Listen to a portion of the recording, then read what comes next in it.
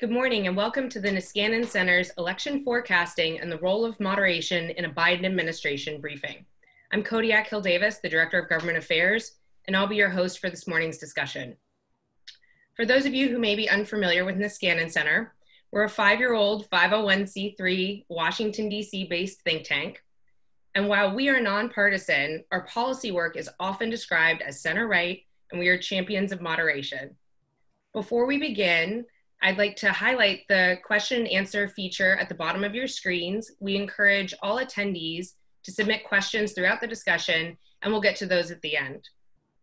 The panelists for our discussion this morning will be 3 of my esteemed Niskanen colleagues, Rachel Bitecofer, Steve Teles, and Geoff Kabaservice. Rachel is a senior fellow whose work focuses on political behavior and elections. Her innovative election forecasting model predicted the outcome of the 2018 midterm elections 5 months before Election Day. Steve is also a senior fellow and a political science professor at Johns Hopkins University in Baltimore. He's co-authored several books, including the newly released Never Trump, The Revolt of Conservative Elites. And Geoff Kabaservice is the Director of Political Studies, a historian by training. He is a published author, and his work has been featured in the New York Times, the Washington Post, and Politico. So without further ado, I'll turn it over to our first speaker, Rachel Bitecofer. Well, thank you so much for attending today's webinar. I'm really pleased to talk a little bit about my election forecasting research and my just election research in general. In case you have not seen that work, it's available now on the Niskanen Center website. I have both a 2020 Electoral College presidential forecast and more recently a forecast for Congress that includes analysis and seat predictions for both the House and the Senate. So I strongly encourage you to go and look at that research. What makes my research innovative and unique from other election analysis that you might have enjoyed is the theory that drives it. So I have come into election forecasting after earning my PhD in political behavior, political science, political behavior from the University of Georgia. During that time period and during my dissertation, I was focused heavily on elections and polarization. And I noticed that election analysis had not moved on to consider how polarization was affecting people at the ballot box. A lot of the research into polarization had focused on elite behavior, documenting the rise of polarization in Congress and in the courts and also in the presidency. And I knew that there was just a lack of understanding of how come things that were happening were not, idiosyncratic. They were part of a large process that has been affecting American politics, all those institutions I just spoke of, but also the public that were set in motion a long time ago, far before Newt Gingrich walked through the halls of the House of Representatives as the speaker and made some key institutional changes that certainly exasperated and helped polarization form. But the causal elements of it are really the cultural and technological and institutional changes to American society that really begin to gain steam in earnest in the late 50s, 1960s. Many people will be familiar with these changes, but they tell a collective story that put pressure on current dominant power structure. And, at the time period, if you think back to the 50s, really power was distributed to one person, one type of person in America, in both politics and the private sector. And, at that time period, that's when the push for civil rights for African Americans picks up steam, women's rights, rights for gay Americans, and also liberalization of our immigration system, which had heavily focused on immigration from European countries up to that point. And Ronald Reagan, along with Congress, starts to liberalize that immigration system to allow more immigration from both South America, North America, Mexico, but South America, and also Asia. And so, we have these big changes kind of come ushering in at once, and they do so at the heavy hands of government, largely the federal government, kind of exerting pressure on the states, either through federal legislation like the Civil Rights and Voting Rights Act, but also through the courts. And we see, the criminal rights, paradigm that we live under today emerge in that time period. We also see a real separation of church and state for the first time. It's a very modern concept, with the courts, really putting up a lot of barriers between the public sphere and religious practice that weren't there before.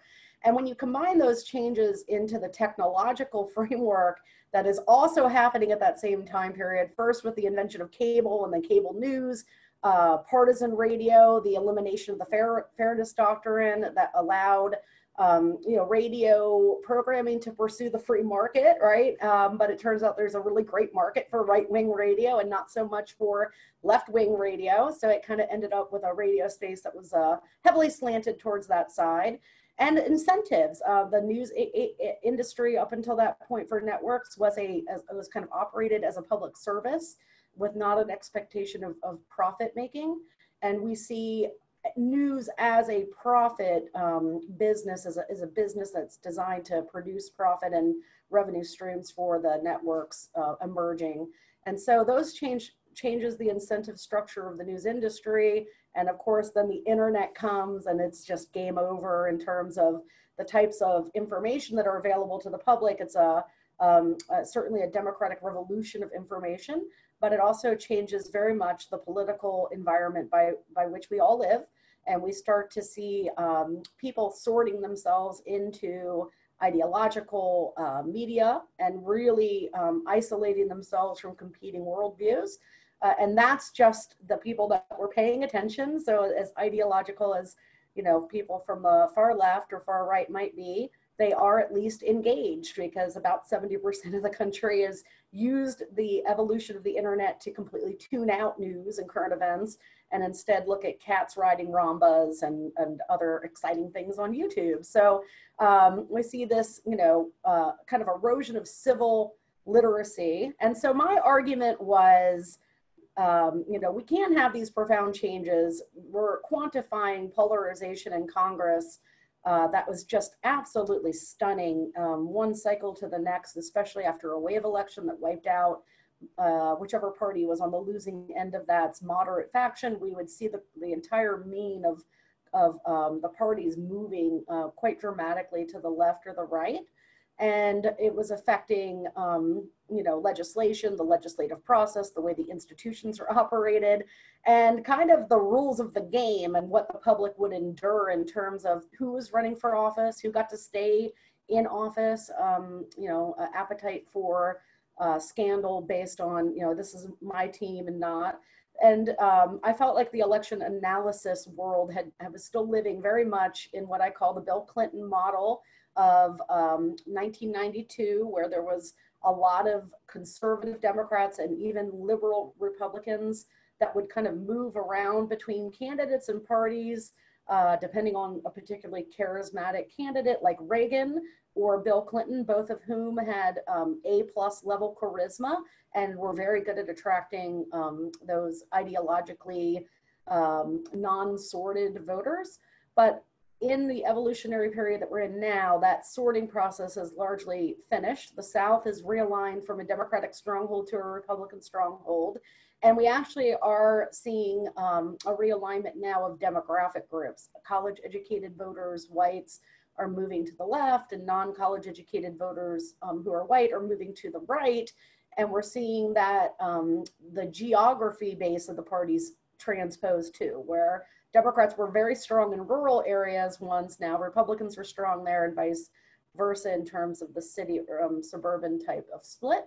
And so my model brings in these elements. It moves away from polling and candidate and race specific factors to argue fundamentals are what matter, but not the same fundamentals that mattered before. And I think we're really seeing now how much the old school fundamental models that were really focused on economic factors are struggling to explain political behavior, because we have seen no reaction basically in public approval data for Trump or the two-party vote share between Biden and Trump, even after this major political event has come in, reshaping the economy in ways that we haven't seen since the Great Depression, and also, of course, the public health crisis. And you know, under the old system, like what we would expect to happen in 2020 at this point, given the predictions and the death counts for the pandemic and the response, is something very akin to like a 1980 map where Carter just got shellacked and Reagan, you know, cleaned up almost every state in the Electoral College. That was a electorate that does not exist anymore. The polarization and hyperpartisanship that we have now, the ideological sorting that I explained, those things are preventing the you know, referendum on like events from happening in the way that they used to. And it's making elections very predictable. So that was how I was able to identify a big backlash effect coming for Trump in 2018 that was going to harm, you know, about 40 House Republicans. The Senate map was very hostile to Democrats in that cycle. This cycle, the Senate map is more favorable to them. And of course, they don't have much left in the House to gain. But I have really pinpointed in my forecast that Texas is prime for some progress for Democrats in this cycle. I'm not saying that they will take control of the state house there, but they are going to definitely make seats, and they're going to probably pick up another handful of races in Texas from this cycle. So I'm really excited to answer any questions you might have about my forecasting work, and I'm glad to have you here today. Thank you so much, Rachel. I'm now going to turn it over to Steve Teles. Hi, everyone out there. I'm sure you're there, even though I can't see you. But I'm going to pretend like I'm looking right into your eyes. As Kodiak said, I just recently published a book with Rob Saldin at the University of Montana called Never Trump, the Revolt of the Conservative Elites. And in the conclusion of that book, available now for purchase, we argue that both Republican parties and the Democratic parties are headed toward a future in which neither one of them is going to be as homogenous as they have been in the recent past. That historically, the model of American parties as compared to European parties is that we have, for institutional reasons, a very strong incentive for having only two parties, right? In European systems, the heterogeneity of the public gets processed through various different smaller parties who have to make coalitions in order to form governments. The United States, we've had that same heterogeneity, but it's been processed through factions inside of the parties, right? So in some sense, you could say we have third parties, but they're inside of our two parties, right? And you think about the past, right? We had liberal Republicans and conservative Republicans, and the Republican Party politics was really formed by the both competition between those factions inside the Republican Party, as well as those two factions' competition with the Democrats, right? And so that trade-off was always happening, and inside each of the parties, that factions were competing with each other for control of the party, even as the parties were competing for control of government with one another. And the unusual feature of America, in some sense reflecting some of the forces that Rachel just described, is a significant amount of that heterogeneity has been to some degree concealed through the forces of polarization. And the argument in our book is that may be at the beginning of cracking, right? That we may see a return to more vigorously factional parties going forward. We're already starting to see that in the Democratic Party, right? The rise of AOC, what you can think of as sort of the DSA wing of the Democratic Party, that's already beginning, right? They're already obviously challenging people from the other faction. That's how AOC got into Congress in the first place. The Sanders campaign, you could really see as a factional challenge to the mainstream faction of the Democratic Party. And our argument is that's the future. The future of both of the Republican Party is going to be where the Democratic Party is already headed, right? Where decisions are really are made at the margin by the contestation inside of the party about each faction's relative power. And so the Republicans could be headed that same direction with a dominant populist faction that will reflect the ideology, if not the personality of Donald Trump, increasingly competing with what we call a liberal conservative, or if you were a Marxian, a bourgeois conservative faction that represented a sort of middle to upper middle class parts of the Republican Party, competing with a more economically downscale dominant faction of the Republican Party. And that could be accelerated by the effects of the election that Rachel was describing, right? So a good example of this would be a state like Virginia, where increasingly the populist faction of the Republican Party can't win in Virginia. And in fact, the branding of the Republican Party with that dominant faction is toxic, right? You've seen that in the last couple election cycles where, especially in Northern Virginia, you saw such enormous waves of support for the Democrats among voters who you would think with a different kind of offer would be at least potentially gettable by the Republicans. One of the basic arguments of our story is that process is going to gradually increase the demand of potential Republican office seekers for an alternative brand for themselves to attach to, right? If the dominant Republican brand is really toxic, then those minorities, especially you think about Republicans who want to run in Northern Virginia, right? They need to be able to say that they're part of some collectivity that isn't the collectivity that you can't stand, right? And that was a similar dynamic that happened with the Democrats in the 80s and 90s with the Democratic Leadership Council, that the national brand had become so problematic in large parts of the country where people were voting for, that there was a demand for some sort of organization that people could affiliate with to say that they were Republican, but not like those other Republicans. They were Democrat, but not like those other Democrats, right?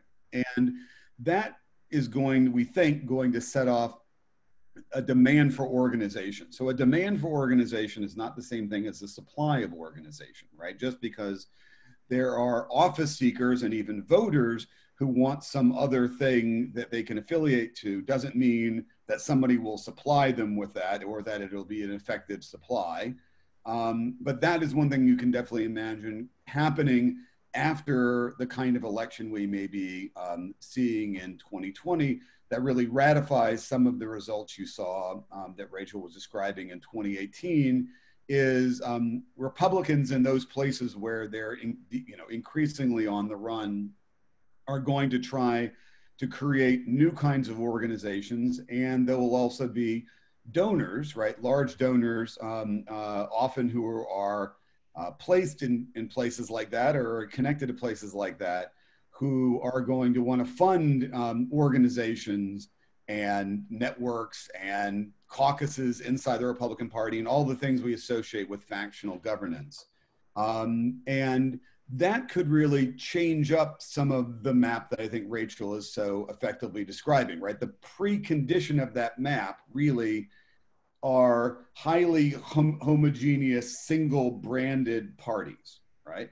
And that's what I think makes that, right, is that everybody in the country kind of has to run on the same brand, right? Now, that dynamic, which I think is right in Rachel's analysis, gets messed up if the parties have sub-brands that they're offering to the voters. Now, again, some of that sub-branding may be difficult given the larger social and other dynamics of polarization that Rachel is describing. But I think there'll be a lot of organizational pressure for that kind of activity going forward, and that could actually change some of how we think about how elections work, right? One of the problems, right, Rachel and I are both political scientists, and we generally tend to do straight line projections off of the present, and there's lots of reason to do straight line projections off the present, but almost no trend doesn't, in a way, have some form of negative feedback, right? When those trends happen, people are, we're not just atoms bouncing around in a model, right? We're thinking, reacting actors, right? Who, in the presence of losing or being disadvantaged, look for creative ways to respond. And I think one thing we're going to start seeing in 2021 is a lot more organizational entrepreneurship, a lot more open factional conflict. And again, in the case of a Biden election, one thing we might actually see is more, especially if it's a large win, that actually might create conflicts inside the Democratic Party as you see more open factional conflict in the Democrats. As, for example, the AOC wing starts saying, we want a really big election. Now, we don't need to just go along to get along. We're going to put really, strong pressure on Biden to go all the way with Medicare for all or anything else. And that may create opportunities for the Republicans, including a sort of rising Republican liberal conservative wing, to challenge a Democratic Party that may be being sort of pushed overboard by its left faction. So I think one thing to keep in mind is that Rachel's projections, I think, are right spot on for 2020, but the results of that election in 2020 will create part of the strategic environment in which actors will start making consequential decisions about how they invest, what kind of organizations they create, how they want to present themselves to voters, and also, in particular, how they do that collectively, right? They're not just going to all respond as individuals, because when they start finding themselves disadvantaged as individuals, they're going to reach out for collective action. So I'll pass it on to Geoff, who previously published a book on one of those party factions that I played a small role in helping to bring to light, who hopefully will be able to give us some historical perspective on this story. Thank you very much for that, Steve. Appreciate that. Appreciate your presentation, Rachel, as well. Welcome, everybody. Hope you're all adjusting as best you can to the strange, not so new circumstances now. This, for me, is the start of the third month of working in isolation. I'm still getting used to it. At any rate, thank you, Steve. I did write a book back in 2012 about the decline of the moderate faction in the Republican Party. And people tend to forget, but that moderate faction was, for a long time, almost the dominant faction in the party. And if it wasn't the dominant faction, it at least managed to sort of trade off with what was the other dominant faction, which was the Midwestern Republicans around Senator Robert Taft, who was the central figure of the decades of the mid-20th century in the early part of that time. Something I realized when I was going back in the archives is that the Republican Party was a fundamentally different beast from what it is now, not just in the larger role for moderates and even progressives, but in the habits of factionalism. And I think this is what connects to Steve's project as well, and his excellent book, which I recommend you all get on Kindle.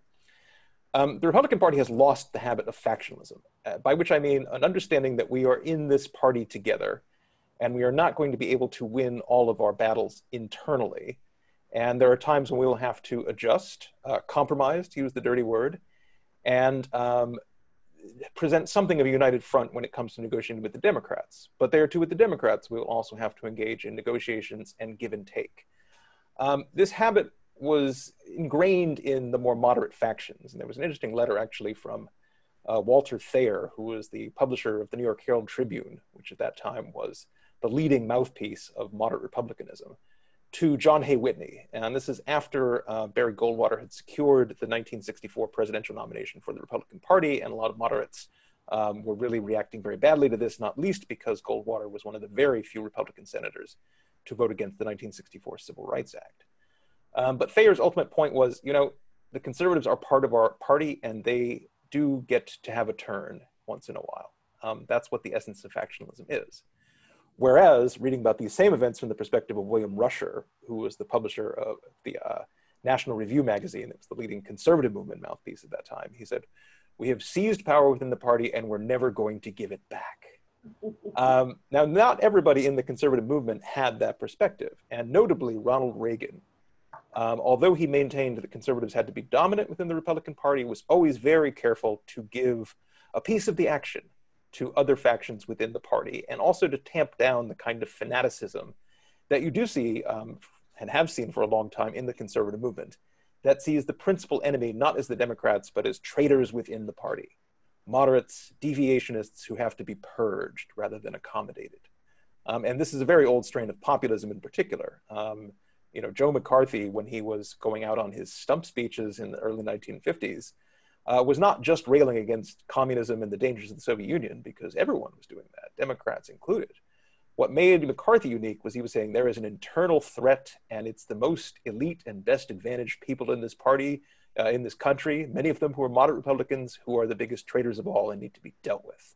And that was what really stirred up the crowds. And even now, you know, what's going to happen to the Republican Party for it to behave as a factional party is for people associated with the Trump tradition to get into a more cooperative mindset with other factions in the party than we have thus far seen displayed.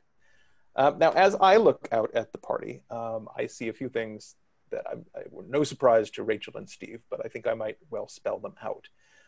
There are a number of factions that you can sort of see taking shape, all of which are subordinate to Donald Trump in some way or another right now, but which will likely manifest with sharper edges in a post-Trump era, whenever that would be it 2021 or be it 2025. I would say the majority still is what I would call Mitch McConnell conservatives, whose main priority is the agenda of the donor class in the Republican Party, whose principal expression was the passage of the 2017 tax cut. And there was a very interesting article by Evan Osnos in the New Yorker that came out 2 days ago, which was about how the Greenwich, Connecticut Republican Party, which had once been the preserve of the Bush family, particularly Prescott Bush, kind of a legendary moderate Republican of days gone by, has really gone all in for Trump. And what you're seeing there is essentially a sort of waning of the influence of moderates and a kind of ascendancy of the interest of populists, even though Greenwich, which has 8 billionaires living within its boundaries, is the least populist kind of town you can imagine in the entire United States. So that is not going to be a group that's going to change. The Freedom Caucus, Rachel may correct me, but the Freedom Caucus is, I would say, the Trumpiest of the factions in the House. It's the purest expression of it, by which I also mean that its principles are the most flexible of any of these other groups. The Freedom Caucus was, its number one cause was fiscal responsibility until it wasn't, because Donald Trump told them that it wasn't anymore. And what they are largely is the party that responds best to Trumpians' populist rhetoric and to his destruction of establishments and established institutions. You know, what we saw in 2018 was that very few of those groups, very few of the members of that group had real electoral re-election issues. In fact, it was the moderates in 2018, such as there were, who had the bigger issues, and I expect that dynamic to continue into 2020. Moderate is a tough word. We at Niskanen wrestle with this question about whether we should call ourselves moderate, center-right, pragmatists, post-libertarians, neo-mugwumpians. It's a healthy internal debate, I think. But you know, to give you a concrete example of a moderate operating right now in the present context, I've been very interested in Larry Hogan for a long time. I would really call him as much as anything a traditional Republican. His father was a Republican member of Congress. He himself, Larry Hogan, I think doesn't believe much that his father didn't believe or would be surprised by. But in the present context of a Trumpified Republican Party, he really stands out. For example, in the present pandemic, Larry Hogan is right now the head of the National Governors Association. So it came up very early on his radar screen in January that this pandemic spreading in China was going to be a big problem for the United States. And so he took a dozen governors to meet with the White House pandemic response team. So at that point, that included Anthony Fauci, who no one had really heard of at that point, as well as the head of the CDC. And they got an early picture of what was going to take place. And so by early March, Larry Hogan has actually drawn up a team of pandemic response people, mostly epidemiologists and scientists from Johns Hopkins, Steve's alma mater there, and from the University of Maryland. And that meant that by March 12th, when he was listening to that group, Maryland became the second state in the union to close its public schools. So very much ahead of the curve. And the kind of things that Hogan has been visibly standing for, he hasn't been directly challenging Trump because I think he's come to conclude that that's suicidal and counterproductive. But he is standing for transparency in government. He is standing for a dependence on a reliance on scientific expertise and the guidance of experts. He is standing for international cooperation. Most famously, a few weeks ago, when his South Korean-born wife, Yumi, managed to procure 500,000 test kits from the South Korean government. And he also is called loudly for looking at the examples of other nations that have dealt with this coronavirus in a more successful manner than we ourselves had, particularly nations like South Korea and Taiwan. And he's also, at the same time as he stands for some degree of federalism and bottom and taking their own response to local conditions, has always maintained that there is an indispensable role for the federal government, and that the federal government has let down this role by not being able to act as the indispensable central broker for supplies of PPE and test kits and contact tracing. And I would add that there are other essentially moderate Republican governors in blue states like Charlie Baker, who've also been ahead of the curve. Charlie Baker in Massachusetts, I believe, has so far the most aggressive effort at contact tracing, which most experts believe, along with vastly expanded testing, will be the only way to actually get us out of this pandemic and back to something resembling normality. Hogan, Baker, other moderate Republican governors of this stripe do not agree with Democrats on everything. Hogan has actually clashed intensely with Democrats in his state legislature on issues of fiscal conservatism, crime, school choice, and things like that. But he's also worked with Democrats, not just in his own legislature, but also in a regional affiliation with the governor of Virginia and Muriel Bowser, who is the mayor of Washington, D.C., both of them Democrats. So I think, that there is some possibility that this moderate faction based in competence and transparency and some return to fiscal responsibility could play a bigger role in a post-Trump Republican Party than it now seems. But they will probably be vying not just with the Freedom Caucus and the McConnell Caucus, but also with this as yet unnamed group of kind of national conservatives who include people like Senators Marco Rubio and Josh Hawley of Missouri and Mitt Romney, and to some extent someone like Tom Cotton as well. And these are people who have pulled back from the market fundamentalism of a lot of the McConnell faction and the libertarianism with which some of us once were associated. It includes intellectuals like Yuval Levin, who's a friend of ours at AEI, and Evan Osnos, whose American Compass project actually launches today, I believe. And they envisage some greater role for the federal government, as well as support for labor unions. These are essentially eclectic programs.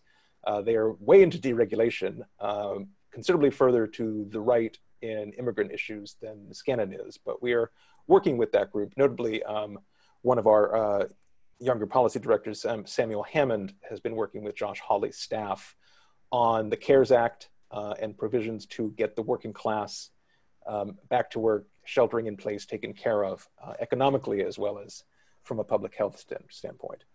So it could be interesting, frankly, in any kind of post-Trump factional jostling, but it will depend ultimately on different factions in the party recovering what I've called the habit of faction, seeing the world as Steve counsels them to do in his book, and understanding that there's going to be give and take within a party as well as between the parties, and that you simply can't run roughshod over your opponents, and you have to do your best to try to find areas of common ground where you can work together. So let's just leave it at that. And Kodiak, I believe you wanted to open it up to questions at this point. I do. Thank you so much for your commentary. I often say that I'm extremely lucky hosting these briefings, that my colleagues do all the heavy lifting and I get to do the easy part by just saying welcome and then handling questions, but not actually having to answer them. But I'd actually like to start with a question that I had while listening to your remarks. So something we often talk about in DC is that the Republican who wins in suburban Philadelphia is often very different than the Republican who wins in Tulsa, Oklahoma. How would this kind of anecdotal truism work within the evolution that you've kind of all described in your comments? Yeah, if you want, I can start, and then Rachel can actually probably provide a lot of data for it. I mean, one of the factors that's, again, behind the thing that's underneath what's going on in Rachel's analysis, right, is that it's decreasingly easy to run on a separate brand from everybody else, right? That's part of it. That is, polarization is connected to nationalization, right? That is, everything's going to be locked in place in the way that Rachel's describing, insofar as people can't run and say, I'm a Pennsylvania Republican, I'm a whatever it is Republican, right? Now, and so the structural features of Rachel's analysis hold so long as that holds, right? Now, part of what I think both me and Geoff are describing is a potential world in which that nationalization breaks down. And if it breaks down, then the structural conditions for Rachel's analysis breaks down, right? But that is also, I think, going to be a slow process, and it's certainly not operative now, right? That nationalization that's driving voter behavior is certainly operative now, and but you could imagine that kind of change going forward. Now, again, one thing, and we spent a lot of time arguing with each other internally. I think that the alternative to the sort of populist dominant faction of the Republican Party is probably not going to necessarily be moderate, at least as Geoff described. I think that'll be one mode, right? So I think there is one. If you think about Larry Hogan and Charlie Baker, their mode of republicanism is what I call sort of adult supervision republicanism. It's where voters are more or less happy with a pretty liberal Democratic legislature, but they're afraid that the legislature is going to soil the carpet and stuff. They're not, they don't have an adult around. And so they want to have a Republican to more or less make sure, right, that they, now that is a less ideologically distinct form of republicanism, right? It's really defined in some part by the Democrats that it's providing adult supervision to.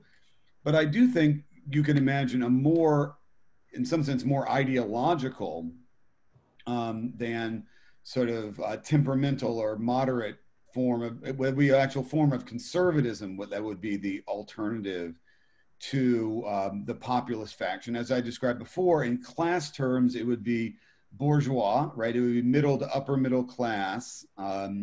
It will be defined primarily by the private sector, right? So it's middle to upper middle class, private sector workers who are more culturally conservative, but not as conservative as the populist faction, but more conservative than the more bourgeois faction of the Democratic Party, right? That's what I see as the sweet spot of the Republican Party that's going to compete in places like Virginia and other places where that have gone from purple to blue.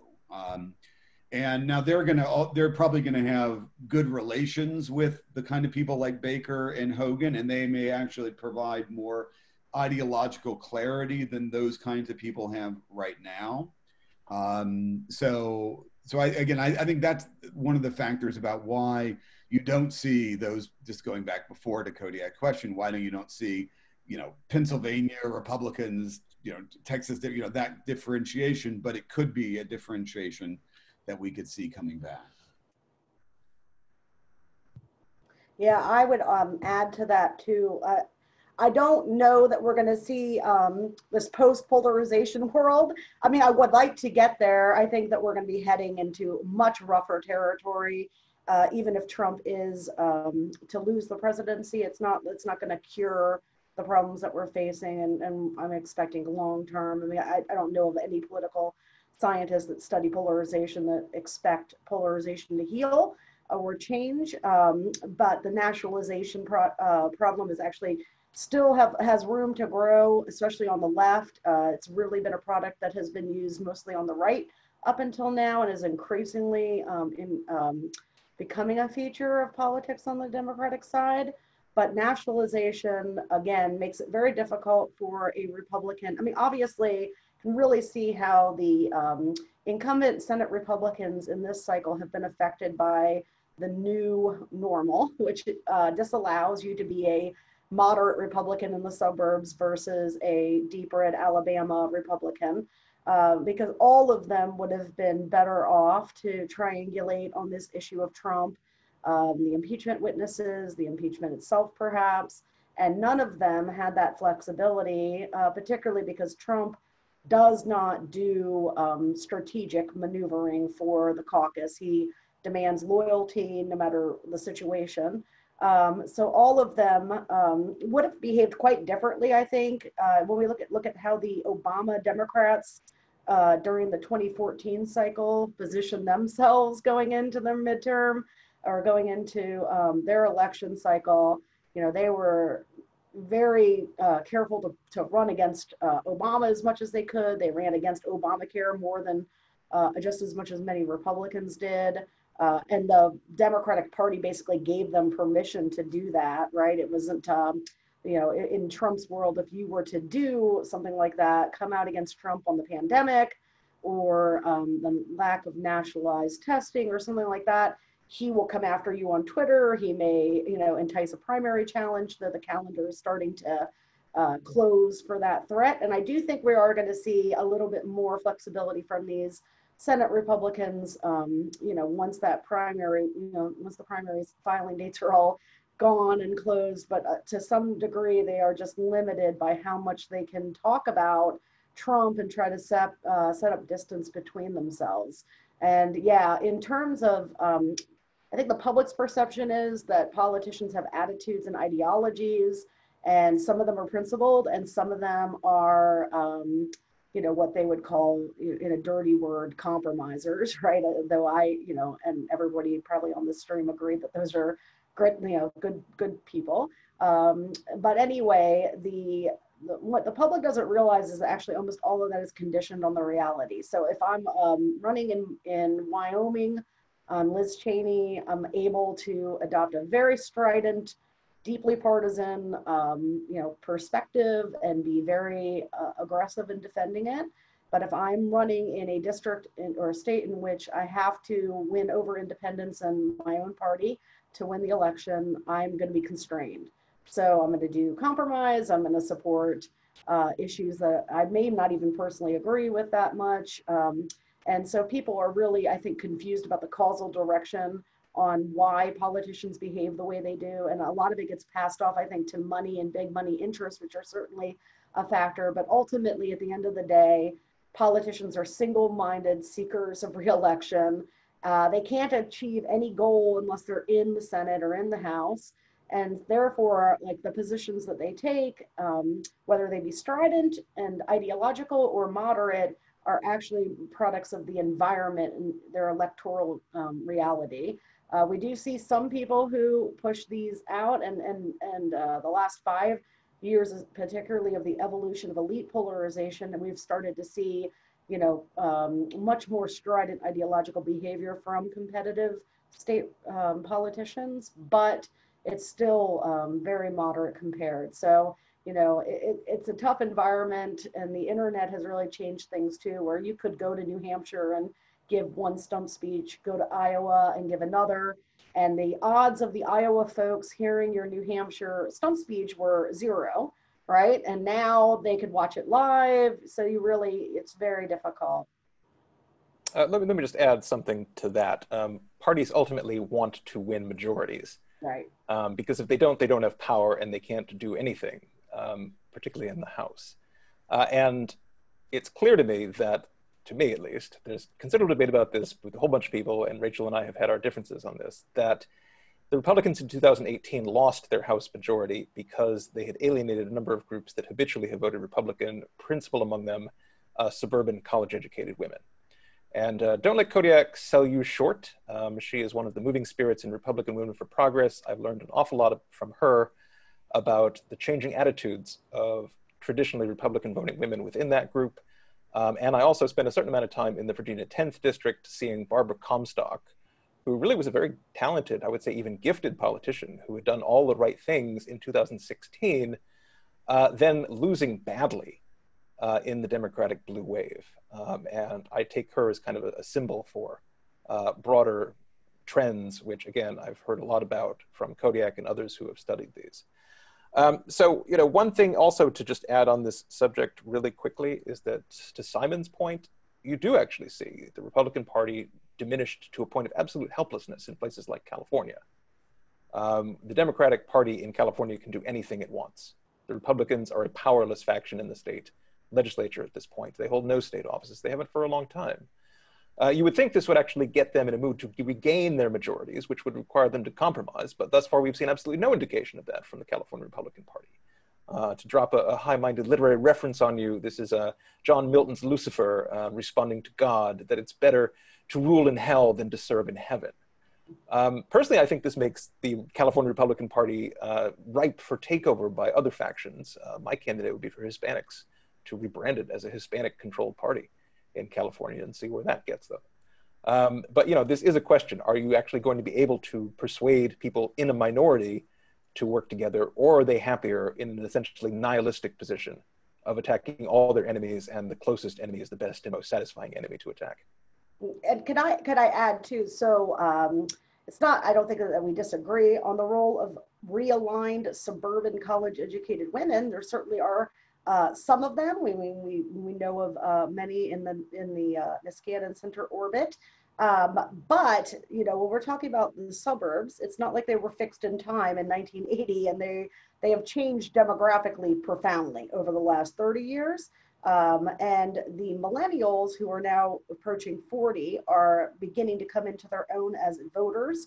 Young voting age groups do not participate at high levels in elections. The millennial generation is about, I think, 80 million voters or something like that. It's a huge generation. And they are beginning to exert that suburban strength. They were not particularly motivated to vote even in 2016 with Trump. And then once they realized that not voting can have tremendous consequences, they began to show up. So when we look at the suburban realignments, what we're seeing is a product of a few different factors. We have some erosion of Republican support amongst current people who identified as Republicans there. We see most of that erosion, though, predates the election of 2016. So it starts really when Palin, like the Palin wing of the party, emerges and populism starts to kind of become more popular in the Republican base. And then we see a decline in Republican identifiers and a subsequent rise in independents. So people who were Republican are now calling themselves independent, but still lean towards the Republican Party. And we do see some continued erosion after Trump was elected, but not much. Most of the erosion, again, most people who bailed on the party bailed during that cycle or before, as Trump became the figurehead. So when we look at why like a Republican district like the 10th could go from being Barbara Comstock's district to being not just won by Jennifer Wexton, but won handily, I think it was like 7 or 8 points in that district. We're talking about a couple of things happening. The turnout of these lazy Democrats and independents who are left-leaning independents or just pure independents showing up where they would never have showed up in a midterm before. And that's why midterm participation increased by double digits, almost 14 points nationally. And then also some of these realigned Republican women who have left the party over its shift to extremism in the last decade. So it's definitely a story of all of the above, not one or the other thing, but predominantly the Republicans' problem in the long term are these demographic changes. So when you said California Republicans should become a dominant Hispanic Latino party, the problem, of course, that they're facing with that is the public relations, public image issues that they have with Latinos because of the party's national messaging. And of course, that's mostly led by Trump. And it's just not a welcoming message. So can I say one thing really quickly on this point? In part, right, some of these changes happen as a result of what parties actually do, right? So the fact that that the California Republican Party seems completely wiped out now, I think some of that is a function of the fact that Jerry Brown was actually holding the California Democratic Party back. I remember talking to some conservative who said, you know, he could never have imagined saying it, but he crossed himself and then said, "God bless Jerry Brown." But you know, the natural tendency of a party with that much power is going to be to, you know, raid the cookie jar for its basic coalition partners, right? And that's true. You know, public sector unions are a very important part of the Democratic coalition everywhere. A big question in almost every state, right, is what do you do about the state of underfunded state pensions, right? Do you put that onto the public sector unions, or do you put it on the taxpayers? If you put a lot of that in the taxpayers, that's going to have consequences for voters, right? And those, you know, middle-class, suburban, home-owning voters, if you start socking them with the cost of those pensions, and you give them a big new tax to pay for Medicare for all and everything, right? That starts creating opportunities for the other party. Now, there's a question about whether you're going to have a Republican Party that's in a position to take up those opportunities that are created by Democratic outreach and vice versa.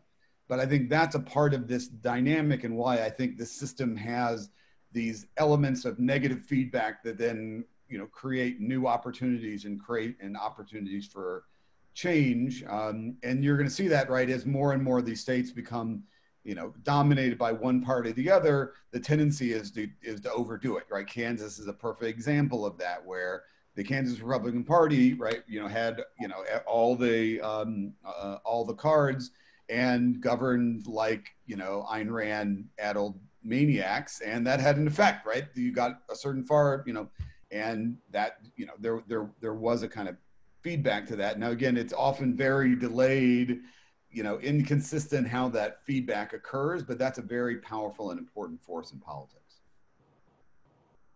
Well, thank you all so much for indulging me in answering that question. As I'm sure our attendees can gather, our office conversations were often lively, and there was no way you could leave an Niskanen Center office conversation without learning something. So hopefully we'll all be in the office together again soon at some point, safe and healthy. In the meantime, we have about 8 minutes and 7 questions. So we're gonna have to be lightning round, speedy to get through all these. As a reminder to our attendees, if you've asked a question and we don't get to it, please do reach out. The email address that sent you this invitation will be responsive, and we appreciate staying in touch. So without further ado, our first question. How does the fact that many states are dominated by one party play into polarization? This is something I think all of you have touched upon in various ways, but I'm happy to yield the floor.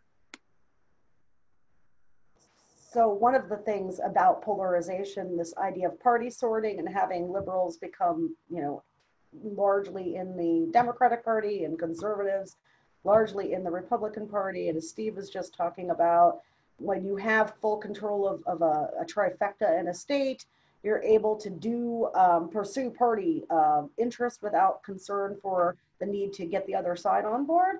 And so I actually argue in my research that that's a huge mechanism. So when we look at like the national party is affected by the Republican control in these deep red states, who, you know, those states start to use their trifectas and their super majorities now to come after abortion in a pretty aggressive way.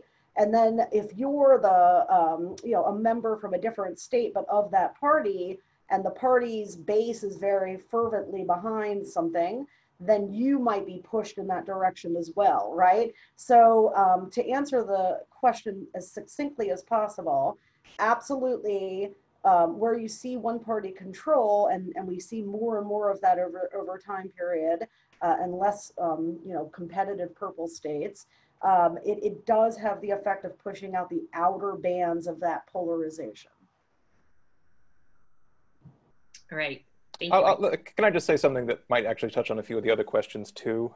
You know, I think that there are very few states that are completely uniform. Part of the reason that Republican governors, in particularly, and some Democratic governors, have usually had to be more moderate is that states include rural areas that have different interests from manufacturing cities. They've got a much wider swath of territory to cover, and that makes them more moderate. This is part of the reason that I like Stand Up Republic, for example, whom we've worked with. They do have these antennae out to the states, and they often tend to draw in disaffected people sort of in the middle. whether that be relatively moderate Republicans in blue-dominated states or relatively moderate Democrats in Republican states. And I think there's a certain, to refer to Steve's example of Kansas, there's an incentive for parties not to create the monster that will destroy them. And Kansas did exactly that by running this weird Ayn Randian sort of seminar on how government can be reduced to nothing. It produced a wave of suburban discontent, which then led Barbara Bollier and a number of other women Republicans in the state legislature to switch parties. Now Barbara Bollier is the state's Senate Democratic nominee and is likely going to win, particularly if Chris Kobach, who's a nut, gets the Republican nomination. So it's a dynamic that I think everyone has to be wary of. And I think you do want to see states and parties that want to win trying to spread as broad a coalition as they can, particularly in a time when a post-Trump politics will make that more necessary. Great, thank you, Geoff. Our next question is, how do you think Republican attacks against Joe Biden in the areas of senility, socialism, and immigration will impact voter behavior in the upcoming election? Great question, very timely. Yeah, can I actually say that real quickly? So I always thought that and again, this goes back to the primary, that the best Democratic strategy was essentially to run the generic Democrat, right? That if you could actually create a animatronic Democrat who had absolutely no features and no biography, in the way this is a little bit like Rachel, right? If you ran just a pure structural candidate, right? And so that was the best thing for Trump, right? Trump was most easily beat by a candidate who had no features. And that suggests that obviously the main strategy of Trump is going to be to give Biden some features that make him not just the generic Democrat, and that's where the the attacks on his background and the sexual harassment and whatever else he's being accused of. But in some sense, the best thing about COVID-19 is it gave Joe Biden an excuse to be kept in a lead-lined underground bunker, where where he was simply not a part of the race, right? If he could stay in a lead-lined underground bunker all the way until November, I think his electoral fortunes would be much stronger, mainly because they would mean there was no counteracting effect to the underlying structural features that Rachel's talking about. I would say too, the pandemic and the economic collapse, it doesn't change the underlying assertion of my forecast, which originally debuted in July of 2019, which was that due to polarization and negative partisanship, these turnout surges from Dem coalition voters, which includes independents, and as well as a little help from like the never Trump Republicans, that Biden was in a really good position to win the Electoral College even back then, and even better as of my March 24 update, where Arizona moved in his direction. But the pandemic, it doesn't help Trump. It does exacerbate these situation a little bit for the GOP, because it robs them of the two most effective things that they had to campaign on, which was the economy. And also they were able to, because of the socialist challenge from the Bernie Sanders wing in the Democratic primary, the GOP had a plan to be able to run on healthcare, right? Basically repeating the Democrats' line from the debate, which is that, Democrats want to take away private health care from 160 million Americans, right?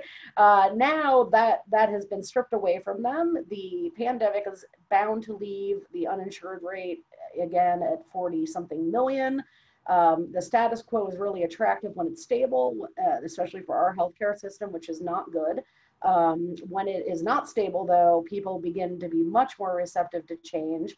And I don't think that means Biden's going to run on Medicare for all. I do think, though, it's going to be very difficult for Republicans to weaponize the issue of healthcare.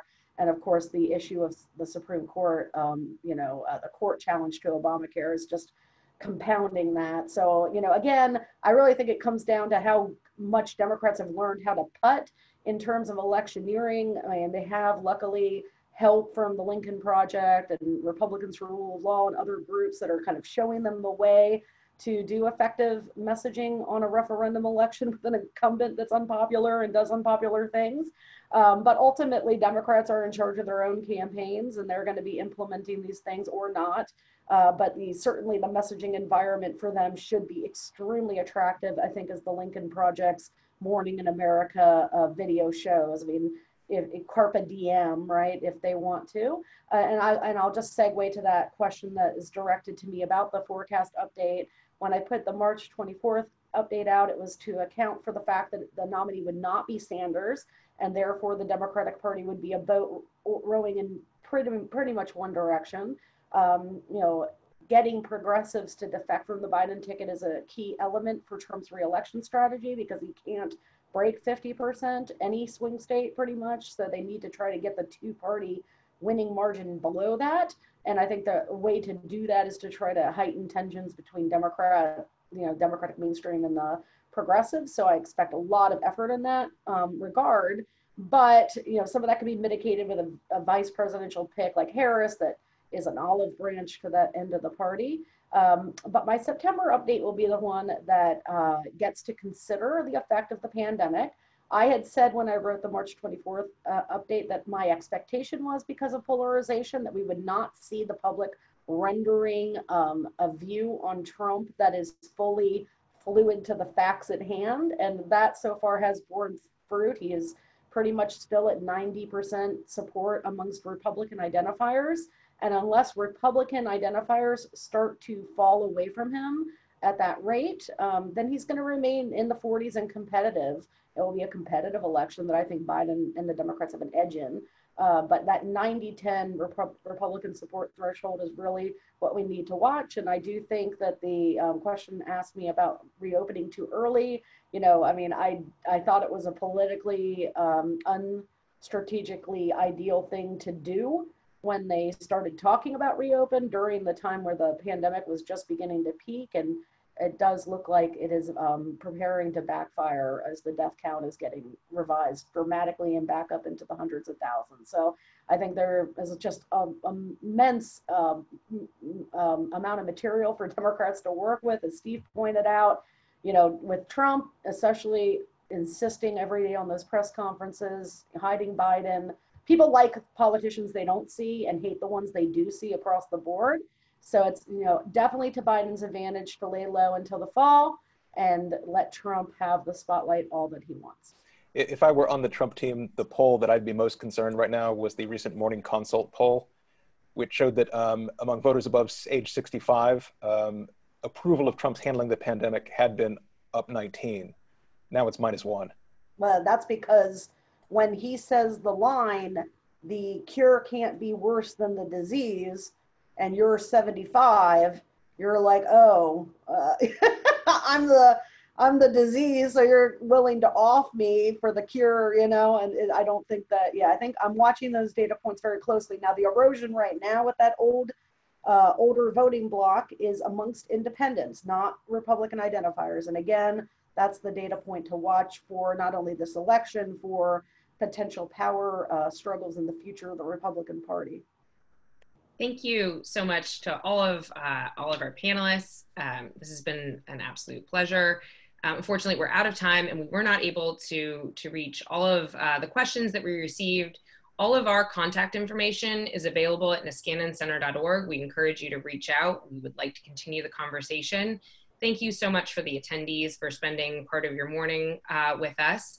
And again, thank you to my colleagues. What a great conversation. I hope everyone stays safe and healthy, and all the best. Thank you.